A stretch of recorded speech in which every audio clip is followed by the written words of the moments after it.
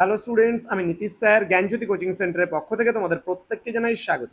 তো স্টুডেন্টস, আজকে আমি তোমাদের সঙ্গে অতি গুরুত্বপূর্ণ একটা প্রশ্ন নিয়ে আলোচনা করবো, সেটা হচ্ছে গুপ্ত সাম্রাজ্যের পতনের কারণ।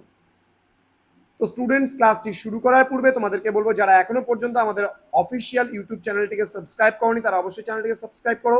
এছাড়া অনলাইনে তোমরা যদি আমাদের কাছে কোর্স করতে চাও বা পড়তে চাও, নোটপত্র পেতে চাও, তাহলে অবশ্যই যোগাযোগ করো আমাদের অফিসিয়াল নাম্বার 7076398606 নম্বরে অথবা 6295916282 নম্বরে। তোমাদের টোটাল কোর্স ফি রয়েছে তোমাদেরই সাধ্যের মধ্যে। যদি ডিটেলস জানতে চাও যোগাযোগ করো আজই আমাদের অফিসিয়াল নাম্বারে। তো স্টুডেন্টস, আজকে আমি তোমাদের যে বিষয়টা পড়াবো সেটা হচ্ছে গুপ্ত সাম্রাজ্যের পতনের কারণ বা decline of Gupta empire. Okay, decline of Gupta empire বা গুপ্তা সাম্রাজ্যের পতনের কারণ। ঠিক আছে, তো গুপ্তা এম্পায়ার যে রয়েছে সেটা পতনের কারণ কি আজকে বিস্তারিত আলোচনা করবো। দেখো, গুপ্ত সাম্রাজ্য কিন্তু ছিল প্রাচীন ভারতের ইতিহাসের শেষ সর্বভারতীয় একটা সাম্রাজ্য, এবং শ্রীগুপ্তের প্রতিষ্ঠা থেকে শুরু করে সমুদ্রগুপ্ত, দ্বিতীয় চন্দ্রগুপ্ত, স্কন্দগুপ্ত, এদের মানে যে সময়কালে আমরা যদি দেখি গুপ্ত সাম্রাজ্যের যে উদ্ভব হয়েছিল, সেই সাম্রাজ্য কিন্তু শুধুমাত্র যে একটুখানি অঞ্চলের মধ্যে সীমাবদ্ধ ছিল এমনটা কিন্তু নয়। এই গুপ্ত সাম্রাজ্য কিন্তু তার নিজস্ব সীমানা ছাড়িয়ে কিন্তু মানে প্রচুর একটা এলাকা মানে ছড়িয়ে পড়েছিল বা বিস্তার লাভ করেছিল এই গুপ্ত সাম্রাজ্য। এবার দেখো, ইতিহাসের নিয়ম কি? ইতিহাসের নিয়ম হচ্ছে কোনো সাম্রাজ্যের উত্থান হলে তার পতন কিন্তু অনিবার্য।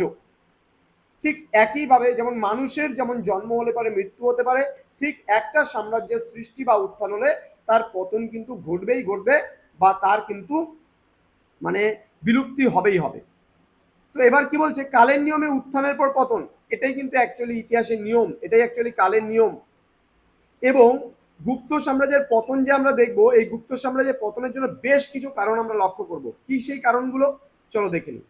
দেখো, মূলত আমরা বলতে পারি যোগ্য উত্তরাধিকারীর অভাব, দেন বলছে প্রাদেশিক শাসনকর্তাদের বিদ্রোহ, নেক্সট ভূমিদান ব্যবস্থায় ত্রুটি, সেনাবাহিনীর দুর্বলতা, অভিজাতদের নৈতিক অবক্ষয়, সামন্ত প্রথার প্রভাব, অহিংস নীতি, মন্ত্রীদের দায়িত্ব, হুন আক্রমণ, অর্থনৈতিক কারণ ইত্যাদি বিভিন্ন কারণের সম্মিলিত ফল কিন্তু আমরা বলতে পারি গুপ্ত সাম্রাজ্যের পতন বা ধ্বংস। তাহলে একটা মাত্র কারণের জন্য বা কোনো একটি কারণকে কেন্দ্র করে কিন্তু গুপ্ত সাম্রাজ্যের পতন হয়নি। গুপ্ত সাম্রাজ্যের পতনের পেছনে নানাবিধ কারণ একসাথে কাজ করেছিল। প্রথমত আমরা কি বলবো, মানে যে পয়েন্ট আলোচনা করবো, যোগ্য উত্তরাধিকারের অভাব। অর্থাৎ উত্তরাধিকার মানে কি, অর্থাৎ আজকে মনে করো আমি আছি, তাহলে আমার উত্তরাধিকার কে হবে? আমার সন্তান সন্ততিরা। ঠিক গুপ্ত সাম্রাজ্যের পরবর্তী শাসকরা যদি আমরা দেখি খুব অযোগ্য এবং দুর্বল ছিল। সেই কারণে আমরা বলতে পারি যে গুপ্ত সাম্রাজ্যের মতো এত বড় একটা বিশাল বড় সাম্রাজ্যের কিন্তু পতন কিন্তু হয়েছিল। তাহলে অযোগ্য ও দুর্বল উত্তরাধিকার গুপ্ত সাম্রাজ্যের পতনের জন্য অনেকাংশে দায়ী ছিল। গুপ্ত বংশের শেষ শক্তিশালী সম্রাট কিন্তু স্কন্দগুপ্তকে ধরা হয়, এবং স্কন্দগুপ্তের পরবর্তীকালে যেসব শাসকরা সিংহাসনে বসছিলেন তারা সকলেই ছিল অযোগ্য, তারা সকলেই ছিল দুর্বল। সাম্রাজ্যের শাসন কার্য কিংবা যুদ্ধ কোনো ক্ষেত্রেই কিন্তু পরবর্তী শাসকদের দক্ষতা কিন্তু খুব একটা ছিল না। স্বৈরাচারী শাসন ব্যবস্থা, রাজার ব্যক্তিগত যোগ্যতা, দক্ষতা প্রভৃতির ওপর সাম্রাজ্যের স্থায়িত্ব কিন্তু অনেকাংশে নির্ভর করেছিল, এটা আমরা বলতে পারি। স্কন্দগুপ্তের পরবর্তী শাসকদের মধ্যে এই সব যোগ্যতার অভাব ছিল স্পষ্ট, অর্থাৎ স্কন্দগুপ্তের পরবর্তী যারা শাসক ছিল তারা খুবই দুর্বল ছিল। সেই কারণে গুপ্ত সাম্রাজ্য সুদৃঢ় ভিত্তির উপরে টিকে থাকতে পারেনি। এবং এই সময় যে বৈদেশিক আক্রমণ হয়েছিল, সেই বৈদেশিক আক্রমণের কারণেও আমরা বলতে পারি মানে যে গুপ্ত সাম্রাজ্যের মতো একটা বিশাল বড় এত বড় সাম্রাজ্য, সেই সাম্রাজ্য কিন্তু পতনমুখী হয়েছিল। নেক্সট বলছে প্রাদেশিক শাসনকর্তাদের বিদ্রোহ। এবার প্রাদেশিক শাসনকর্তাদের বিদ্রোহ গুপ্ত সাম্রাজ্যের পতনকে কিন্তু অবশ্যম্ভাবী করে তুলেছিল। গুপ্ত রাজারা শাসন ব্যবস্থায় প্রাদেশিক শাসকদের অধীনতা মেনে নিয়েছিল ঠিকই, গুপ্ত রাজাদের প্রবর্তিত শাসন ব্যবস্থায় গুপ্ত সাম্রাজ্যের পতনের জন্য দায়ী ছিল। গুপ্ত শাসন ব্যবস্থায় লক্ষ্য করা যায় প্রাদেশিক শাসকদের হাতে বহু ক্ষমতা ছেড়ে দেওয়া হয়েছিল, এবং গুপ্ত কর্মচারীরা নগদ বেতনের পরিবর্তে কিন্তু জমি ভোগ দখল করতেন। ফলে কর্মচারীরাও ক্ষমতাশালী হয়ে পড়েছিল একটা সময়। গুপ্ত কেন্দ্রীয় প্রশাসন দুর্বল হয়ে পড়লে প্রাদেশিক শাসনকর্তারা নিজ নিজ এলাকায় প্রধান হয়ে উঠেছিল।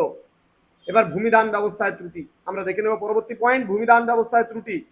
গুপ্ত সাম্রাজ্যের পতনের জন্য দায়ী একটি উল্লেখযোগ্য কারণ ছিল ভূমিদান ব্যবস্থায় ত্রুটি। মৌর্য যুগে ব্রাহ্মণ বা অন্য কোনো প্রতিষ্ঠানকে ভূমিদান করলেও রাজা জমির ওপর শাসনের বা শাসকের অধিকার কিন্তু কখনোই ছাড়তেন না। ভূমির নিচে অবস্থিত খনিজ পদার্থ ছিল রাজার মূল সম্পদ, কিন্তু গুপ্ত যুগে ব্রাহ্মণ বা অন্য কোনো প্রতিষ্ঠানকে রাজা ভূমিদান করলে সেই ভূমির ওপর রাজার কোনো দাবি কিন্তু থাকতো না। অর্থাৎ ব্রাহ্মদেয় যে বিষয়টা বলতো, অর্থাৎ ব্রাহ্মণকে যখন জমিদান করা হতো সেই জমির ওপরে কিন্তু কোনো অধিকার পরবর্তীকালে বর্তাতো না, গুপ্ত রাজাদের কোনো দাবি দেওয়া থাকতো না। ফলে কি হতো, ফলে সেই যে খনিজ সম্পদ, সেই খনিজ পদার্থ বা খনিজ সম্পদ আহরণ করার কিন্তু কোনো উপায় কিন্তু আর থাকতো না। তো গুপ্ত যুগে যে ব্রাহ্মণ দান হিসাবে জমিটা পেতেন, তিনি সেই গ্রামের সর্বময় ক্ষমতার অধিকারী হতেন। এরা স্বাধীন রাজার মতো জমির অধিকার ভোগ করতেন, ফলে গুপ্ত সাম্রাজ্য কিন্তু দুর্বল হয়ে পড়েছিল। নেক্সট আমরা যে পয়েন্টটা জানবো সেটা হচ্ছে সেনাবাহিনীর দুর্বলতা। দেখো কি বলছে, গুপ্ত সাম্রাজ্যে গুপ্ত রাজাদের নিয়ন্ত্রণে কোনো সুগঠিত সেনাবাহিনী ছিল কিনা তা সঠিকভাবে জানা যায় না। গুপ্ত রাজারা সেনাবাহিনীর জন্য সামন্ত রাজাদের উপর নির্ভর করতেন বলে জানা যায়। হুন্ডা যে ধরনের হাতিয়ার ব্যবহার করত, সেই উন্নত ধরনের হাতিয়ারের সঙ্গে মোকাবিলা করার মতো অস্ত্রশস্ত্র গুপ্ত সৈন্যদের কিন্তু খুব সম্ভবত ছিল না। এই ধরনের শক্তি নিয়ে কোনো সাম্রাজ্যই টিকে থাকতে পারে না, এটা বলা হয়। নেক্সট আমরা চলে আসবো অভিজাতদের নৈতিক অবক্ষয় পয়েন্ট। অভিজাতদের নৈতিক অবক্ষয় কি?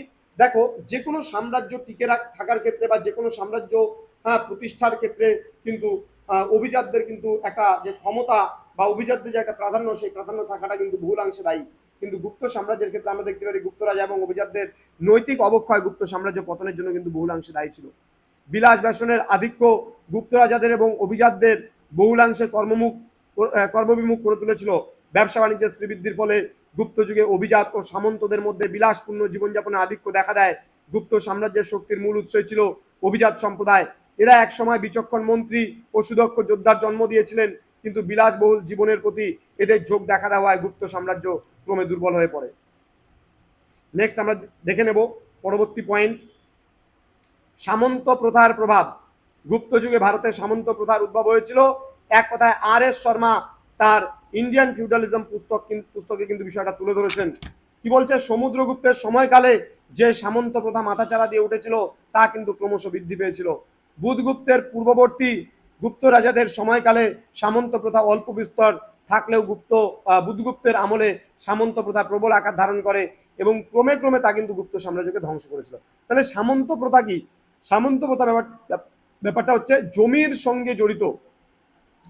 সঙ্গে জড়িত যে ভূমিদান বা ভূমি রাজস্ব প্রথা যে ছিল, সেই প্রথার দ্বারা আমরা দেখতে পাই যে এখানে কিন্তু সামন্ত প্রথা গুপ্ত সাম্রাজ্যকে এতটা দুর্বল করে দিয়েছিল, যার ফলে কিন্তু এই সাম্রাজ্য পতন হয়েছিল।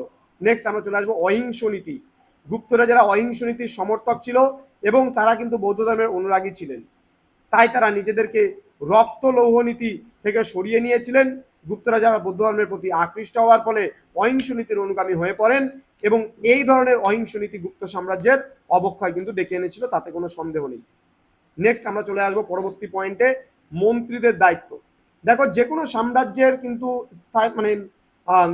স্থায়িত্বের ক্ষেত্রে কিন্তু মন্ত্রীদের একটা যথেষ্ট গুরুত্বপূর্ণ ভূমিকা থাকে। এবার গুপ্ত শাসন ব্যবস্থায় কিন্তু মন্ত্রীদের একটা দারুণ ভূমিকা ছিল।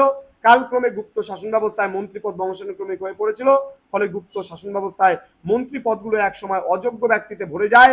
কেন্দ্রীয় শাসন ব্যবস্থায় কোনো রকম দুর্বলতা দেখা দিলে এরাই শাসন ব্যবস্থায় প্রাধান্য লাভ করে। দেখো ব্যাপারটা কি হয়েছে, মন্ত্রীদের মধ্যে যেহেতু অভিজাতরা কি করতো, কোনো কোনো সময় দেখা যেত যে মন্ত্রীপদ বংশানুক্রমিক। এবার মনে করো আমি যোগ্যতা সম্পন্ন একজন মানুষ, এবার আমার পুত্রও কি যোগ্যতা সম্পন্ন হবে? না, তা কিন্তু নাও হতে পারে। তাহলে এই অযোগ্য ব্যক্তি বংশানুক্রমিক হওয়ার কারণে একটা সময় আমরা দেখি যে অযোগ্য ব্যক্তিতে কিন্তু পুরো মন্ত্রী গুপ্ত সাম্রাজ্যে যে মন্ত্রিত্ব পদগুলো ছিল সেই মন্ত্রিত্ব পদগুলো পুরো ভরে গিয়েছিল, ফলে কিন্তু গুপ্ত সাম্রাজ্য পতনমুখী হয়েছিল। নেক্সট আমরা পরবর্তী পয়েন্টে চলে আসবো, সেটা হলো হুন আক্রমণ। স্কন্দগুপ্ত হুন আক্রমণ প্রতিহত করলেও কিন্তু তার মৃত্যুর পর হুনরা কিন্তু গুপ্ত সাম্রাজ্যে পুনরায় আক্রমণ চালিয়েছিল। মিরকুল এবং তোরমানের নেতৃত্বে হুন যে জনগোষ্ঠী ছিল বা হুন জাতি যে ছিল তারা শক্তিশালী হয়ে উঠেছিল। এদের নেতৃত্বে হুনরা কাশ্মীর, মালব, মধ্যপ্রদেশ অধিকার করেছিল।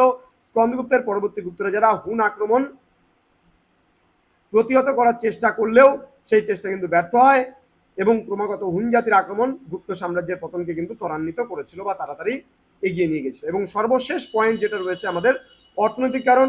অর্থনৈতিক বিপর্যয় ছিল গুপ্ত সাম্রাজ্যের পতনের একটি অন্যতম কারণ গুপ্ত যুগে ভারতের সঙ্গে রোমের বাণিজ্য কিন্তু প্রবলভাবে হ্রাস পেয়েছিল। একটা সময় যে গুপ্তদের সঙ্গে বা ভারতের সঙ্গে রোমের যে বাণিজ্য, ইন্দো রোম বাণিজ্য যে মাথাচাড়া দিয়ে উঠেছিল, সেটা কিন্তু পুরোপুরিভাবে হ্রাস পেয়ে গিয়েছিল গুপ্ত সাম্রাজ্যে এসে।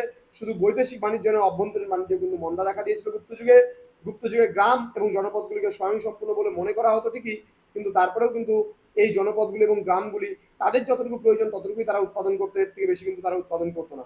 যাই হোক, অর্থনৈতিক সংকট গুপ্ত সাম্রাজ্যের পতনকে কিন্তু ত্বরান্বিত করেছিল, এতে কিন্তু সন্দেহ নেই। তাহলে স্টুডেন্টস, আজকের যে ক্লাসটা ছিল গুপ্ত সাম্রাজ্যের পতনের কারণ, খুবই গুরুত্বপূর্ণ একটা বিষয় নিয়ে আজকে আলোচনা হলো। তোমরা খুব ভালো করে এই বিষয়টি পড়বে, এটা কিন্তু খুবই গুরুত্বপূর্ণ বিষয়। আজকে একটা বড় প্রশ্ন নিয়ে আমি আলোচনা করলাম তোমাদের সঙ্গে, আগামীতে আরও প্রশ্নগুলো নিয়ে আলোচনা হবে। তোমরা অবশ্যই চ্যানেলটিকে সাবস্ক্রাইব করে পাশে থাকা বেল আইকন অল প্রেস করে বন্ধুদের সঙ্গে ভিডিওটি শেয়ার করো। এই যে বিষয়টা দেখালাম তোমাদের, এটা কিন্তু ডেমো নোটস, আমাদের টাইপিং করা নোটস, সম্পূর্ণভাবে বানানো আমাদের সেন্টারের তৈরি নোটস। এটা কিন্তু কোনো বইয়ে তুমি পাবে না, ধারাবাহিকভাবে সরাসরি পাবে না। এইভাবে করে এতগুলো পয়েন্টের উপর বেস করে আমরাই একমাত্র নোটসগুলোকে তোমাদেরকে প্রোভাইড করছি। তো তোমরা যদি অনলাইনে আমাদের থেকে নোটসপত্র নিতে চাইছো বা ক্লাস করতে চাইছো লাইভ, তাহলে অবশ্যই যোগাযোগ করো আমাদের অফিসিয়াল নাম্বার 7076398606 নম্বরে, অথবা 6295916282 নম্বরে। দেখা হচ্ছে খুব তাড়াতাড়ি পরবর্তী একটা নতুন ক্লাস নিয়ে। তোমরা প্রত্যেকে ভালো থেকো, সুস্থ থেকো। Thank you so much, thanks for watching after all. Thank you.